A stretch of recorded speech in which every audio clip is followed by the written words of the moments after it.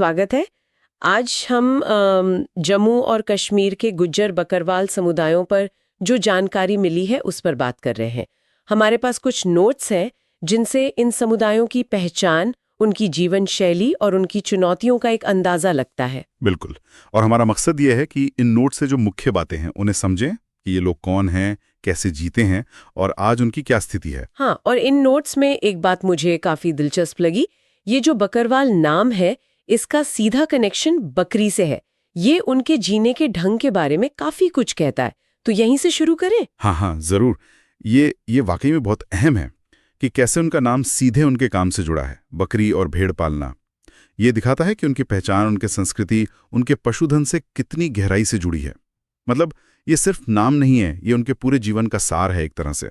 अच्छा, तो पहले गुज्जरों की बात करते हैं। नोट्स के हिसाब से ये लोग पारंपरिक तौर पर मवेशी पालक रहे हैं और किसान भी। हाँ, मवेशी पालक और किसान। और इनकी भाषा गुजरी है, जिसका संबंध राजस्थानी से बताया जाता है।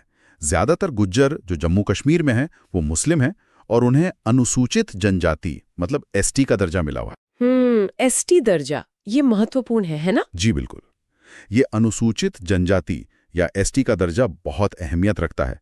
इसका मतलब है कि सरकार उन्हें एक ऐसी जनजाति मानती है जिसे खास मदद चाहिए, जैसे शिक्षा में, नौकरियों में, राजनीति में आरक्षण मिलता है। पर हाँ, इन नोट से यह भी लगता है कि जो कागज पर अधिकार हैं और जो जमीन पर हकीकत है, उसमें अक्सर फासला होता है। हाँ, ये कागज बनाम हकीकत वाली बात, ये सोचने वाली है। अच्छा, अब आते हैं बकरवालों पर।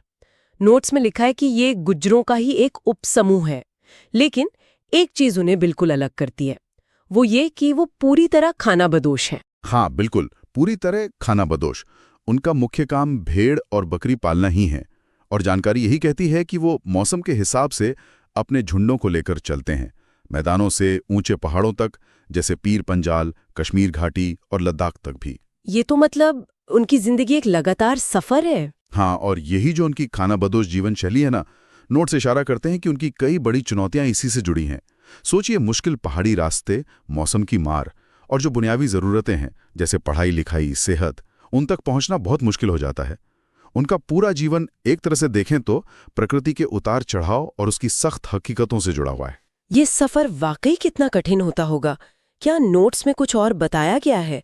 मतलब रास्ते में क्या मुश्किलें आती होंगी? नहीं, नोट्स में कोई खास घटना का जिक्र तो नहीं है, पर जैसे दुर्गम इलाके या सीमित पहुंच जैसे शब्द इस्तेमाल हुए हैं, उससे साफ पता चलता है कि ये आसान नहीं है।